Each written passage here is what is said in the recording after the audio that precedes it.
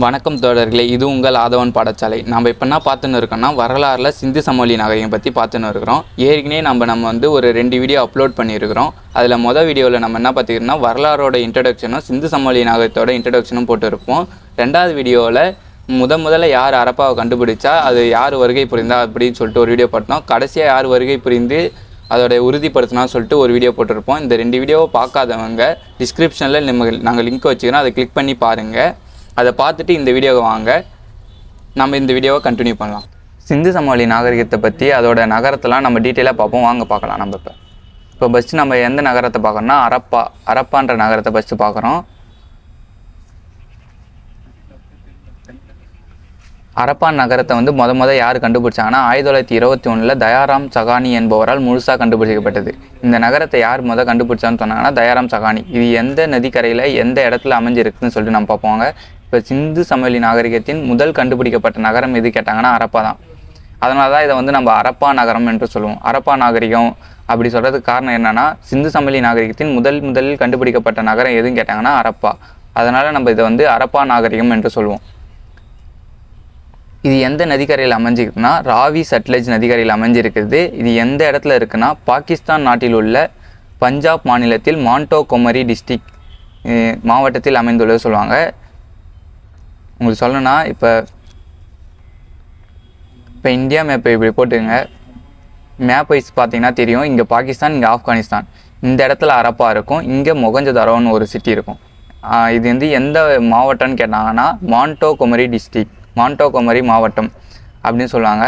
ஓகேவா? இது அரப்பான்ற இதுக்கு வந்து என்ன மீனிங் பார்த்தீங்கன்னா, இது அரப்பான்றது வந்து எந்த மொழியிலேருந்து வந்ததுன்னு கேட்டிங்கன்னா சிந்தி மொழி சொல். இதுக்கோட மீனிங் என்னன்னா புதையுண்ட நகரம். அரப்பான்ற இதுக்கு வந்து புதையுண்ட நகரம் என்று பொருள் சொல்லுவாங்க. அடுத்தது சிந்து சமவெளி நாகரிகத்தின் நுழைவு நகரம் எது கேட்டாங்கன்னா இது அரப்பா நகரம் தான். இது ஒரு இம்பார்ட்டண்டான கொஸ்டின். இது அடிக்கடிக்கு டிஎன்பிசியில் கேட்குற கொஸ்டின், பார்த்துங்க. சிந்து சமவெளி நாகரிகத்தின் நுழைவு நகரம் எது என்று அழைக்கப்படும் நகரம் எதுன்னு கேட்பாங்க. அதுக்கு வந்து ஆன்சர் வந்து அரப்பா. இது ஒரு இம்பார்ட்டண்டான கொஸ்டின், இது பாருங்கள். அடுத்தது இங்கே வந்து தானிய களஞ்சி இருந்தது. இங்கே வந்து ஓரளவு கம்மியாக தான் தானிய களஞ்சி இருந்தது. ஆனால் இது நம்ம மொகஞ்சதாரோ பார்க்கும்போது பெரிய அளவில் தானிய களஞ்சியம் கிடைச்சிருக்கும். இங்கே வந்து கொஞ்சம் கம்மியாக கிடைச்சிருக்குது தானிய களஞ்சியம். இது எந்த வரிசையில் இருக்குன்னா 2x6. மொத்தம் 3 தானிய களஞ்சியம் மொத்தம் இந்த வரிசையில் இருக்கும். கொஞ்சம் 3 வரிசையில் இருக்கும். மொத்தம் 1 2 3 ஒரு வரிசையில் 3 வரிசை, மொத்தம் 2 வரிசையில் இருக்கும். மொத்தம் 6 தானிய களஞ்சியம் கிடச்சிருக்கும். அதை தான் நம்ம வந்து 2x6 வரிசைன்னு சொல்லிட்டு எழுதுகிறோம். அடுத்தது இங்கே வந்து அளவீடுகள்லாம் கரெக்டான அளவீடு பயன்படுத்தினாங்க. அரப்பா நகரங்கள் மக்கள் வந்து கனசதுர வடிவத்தில் வந்து பயன்படுத்துவாங்க சொல்லுவாங்க. கனசதுரனா உங்களுக்கு தெரியும், இதுமாரி ஒரு பழைய காலத்தில் வந்து ஒரு இதில் வச்சுருப்பாங்க, இது தராசு தட்டில் வைப்பாங்க கனசதுர மாரி. அதுமாரி ஒரு அளவை தான் அவங்க வந்து ஒரு கல்லை பயன்படுத்தி வச்சுருப்பாங்க. சொட்டு என்ற ஒரு கல். அந்த கல்லை பயன்படுத்தி இந்த கனசதுர அளவில் வந்து அவங்க வந்து எடைகள்லாம் பயன்படுத்துவாங்க. அவங்களோட எடைகள் எப்படின்னா 16 மடங்குகளாக இருக்கும். 1:2:3 4:6 8:16:32. எப்படின்னா முதல்ல வந்து 16 இருக்கும், அடுத்து வந்து 32 இருக்கும். அதுமாரி 16ஓட மடங்குகளாக இருக்கும். இதோடைய 16ஓட இன்றைய அளவீட்டு மதிப்பு எவ்வளோன்னா 13.63 கிராம். இதை தான் நம்ம ஒரு ஜின் சொல்லுவோம். இப்போ 16 அதோட இன்றைய அளவீட்டின் மதிப்பு என்னன்னு கேட்பாங்க. அதுக்கான ஆன்சர் வந்து 13.63 கிராம். இது வந்து ஒரு ஜின் சொல்லுவாங்க. இதோடைய மிக சிறிய ஜின்னோட அளவு எவ்வளோன்னா 0.8750. இது கொஞ்சம் ஞாபகம் வச்சுங்க. இது வந்து ஒரு ப்ரீவியஸ் இயரில் கேட்ட ஒரு டிஎன்பிசி கொஷின். இந்த கொஷின் வந்து கேட்டுக்கிறாங்க, மிக சிறிய ஜின் அளவு எவ்வளோன்னு கேட்டாங்கன்னா 0.8750. ஓகேவா? அதே பெரிய ஜின்னின் மதிப்பு எவ்வளோன்னா 10,970 10,970 ஆகும் சொல்லுவாங்க. ஓகேவா? இது வந்து கொஞ்சம் ஞாபகம் வச்சுங்க. இந்த கொஷின் ரொம்ப இம்பார்ட்டன்ட்டு. 16ஓட மடங்கு கேட்பாங்க, 16ஓட மடங்கு கேட்பாங்க. அப்படி இல்லைன்னா நம்மளுடைய மிக சிறிய ஜின் எவ்வளோ, பெரிய ஜின் எவ்வளோன்னு சொல்லிட்டு கேட்பாங்க. அடுத்து அரப்பா மக்கள் வந்து அவங்களுடைய இடிகாடுகளும் அவங்களுடைய கல்லறை பதக்கம் வந்து 2 விதமாக இருந்தது. ஒன்று வந்து R37 உயர்குடி மக்கள் வந்து அந்த உயர்குடி மக்கள்ன்றது வந்து ஒரு வியாபாரம் செய்கிறவங்க சொல்லுவாங்க. அவங்க மட்டும் இந்த R37 என்ற முறையிலையும், இன்னொருத்தவங்க சாதாரண கிராமத்தில் வாழ்கிற மக்கள் வந்து எப்படி சொல்கிறாங்கன்னா சாதாரண மக்கள், அவங்க வந்து அச்சுன்னு சொல்லுவாங்க. இந்த 2 விதமாக புதைக்கப்பட்டதாக சொல்கிறாங்க. பொதுவாக சிந்து சமவெளி நாகரிகம்னு பார்த்தாலும் எப்பயுமே வடக்குலேருந்து தெற்காக புதைப்பாங்க. தலை வடக்கில் இருக்கும், கால் வந்து தெற்கில் இருக்கும், இதுமாரி புதைப்பாங்க. ஆனால் ஹரப்பாவில் மட்டும்தான் அவங்க வந்து தலையை கிழக்குலேயும் கால் வந்து மேற்குலேயும் வச்சு புதைப்பாங்க. கிழக்கு திசையை நோக்கி புதைப்பாங்க சொல்லுவாங்க. இதில் உங்களுக்கான கொஷின் கேட்பாங்க. எப்படி கேட்பாங்கன்னா, ஹரப்பா மக்கள் எந்த திசையை நோக்கி புதைத்தனர் சொல்லிட்டு கேட்பாங்க. அவங்க வந்து கிழக்கு திசையை நோக்கி புதைத்தனர் சொல்லிட்டு நம்ம ஆன்சர் பண்ணணும். ஓகேவா? மற்ற சிந்து சமவெளி நகரங்களை மற்றது மொகஞ்சதாரோ வேறு எந்த நகரம் பார்த்தாலும் லோத்தல் அதுமாரி காலிபன் எந்த நகரம் பார்த்தாலும் அவங்க வந்து எப்பயுமே என்ன பண்ணுவாங்கன்னா வடக்கு திசையை தலையில் வச்சுட்டு தலையை அப்புறம் வந்து தெற்கு திசையை நோக்கி புதைப்பாங்க. இந்த டைரெக்ஷனில் புதைப்பாங்க. அவங்க ஹரப்பா மக்கள் மட்டும் இந்த கிழக்கு நோக்கி புதைப்பாங்க. அப்புறம் வந்து நம்ம இப்போ வந்து ஹரப்பாவில் வந்து நம்ம என்ன பார்க்க போகிறோன்னா அவங்களோட வீடு எப்படி இருந்தது, அதோடைய அவங்க வீட்டில் என்னென்ன வச்சுருந்தாங்க அப்படின்னு சொல்லிட்டு அவங்க எப்படிலாம் வாழ்ந்தாங்கன்னு சொல்லிட்டு நம்ம இப்போ பார்க்க போகிறோம். அவங்களோட வீடு எப்படி இருந்ததுன்னா ஒரு சட்டக வடிவம்னு சொல்லுவாங்க. எப்படின்னா இங்கே வடக்கு தெற்காகவும் கிழக்கு மேற்காகவும் இருந்தது சொல்லுவாங்க. இந்த சைடு ஒரு டைரெக்ஷனும் இங்கே ஒரு டைரெக்ஷன்லேயும் இருக்கும். இதுமாரி ஒரு சட்டக வடிவில் இருப்பாங்க சொல்லுவாங்க. இதுமாரி ஒரு சதுர வடிவத்தில் சொல்லுவாங்க, சட்டக வடிவம் சொல்லுவாங்க. இவங்களுடைய தெருக்கள்லாம் வந்து ஒரு நீண்டடியாக இருக்கும். பெரிய தெருக்கள்லாம் ஒரு 33 அடி அகலமும், சின்ன தெருக்கள்லாம் வந்து 9 அடியிலேருந்து 12 அடி வரையும் இருக்கும் சொல்லுவாங்க. உங்களுடைய தெருக்கள் பற்றி பார்த்தீங்கன்னா உங்களோட தெருக்கள் வந்து எந்த ரேஷியோவில் இருக்குன்னு கேட்பாங்க. 1:2:3:4 என்ற ரேஷியோவில் அமைஞ்சிருக்குன்னு சொல்லிட்டு சொல்லணும். ஒரு பெரிய தெருக்களாக இருந்தால் அது வந்து 33 அடியும், சின்ன தெருவாக இருந்தால் அது வந்து 9 அடி முதல் 12 அடி வரை. இந்த 2 இதில் தான் இருந்தது. இதில் பெரிய தெருக்களில் வந்து நடக்கிறதுக்கு நடப்பாதைன்னு ஒன்று தனியாக வச்சுக்கிறாங்க.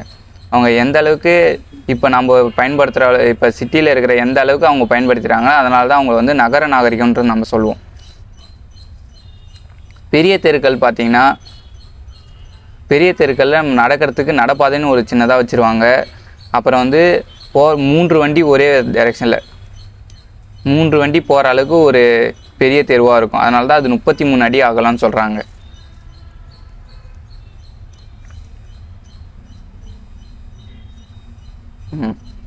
இப்போ வீடுகள்லாம் பார்த்திங்கன்னா ஒரே ஒரு முற்றம், ஒரு குளியல் அறை, ஒரு கிணறு ஒன்று வச்சுருப்பாங்க. அவங்க வீடு எப்படி இருக்குன்னா, இங்கே ஒரு வீடு இருக்குன்னா பக்கத்தில் ஒரு கிணறு, அப்புறம் வந்து ஒரு குளியல் அறை சொல்லிட்டு ஒரு சின்ன வீடு, அடுக்குமாடி வீடு தான் பயன்படுத்தினாங்க. மேலே வந்து சமதளமாக இருந்துருது. எப்படி ஒரு மெத்த வீடு இருக்குமோ அதுமாரி இருக்குது. ஆனால் பழைய காலத்து வீட்டில் ஒரு முற்றம் ஒன்று காணப்படுவாங்க. சூரிய வெளிச்சம் வர மாரி ஒரு சின்ன கேப் மாரி இருக்கும், அதுதான் முற்றம்னு சொல்லுவாங்க. அதுமாரி அவங்க வந்து பயன்படுத்தினாங்க. ஒரு சாதாரண பொருளெல்லாம் பதப்படுத்தி வச்சுருப்பாங்க. அதை வந்து நம்ம திரும்ப சமைக்கும் போது லைட்டாக சூரிய ஒளியில் உலர வச்சுட்டு அதுக்கப்புறம் பயன்படுத்துவாங்க. அதுக்காக தான் அந்த முற்றம் ஒன்று தனியாக விட்டுருப்பாங்க.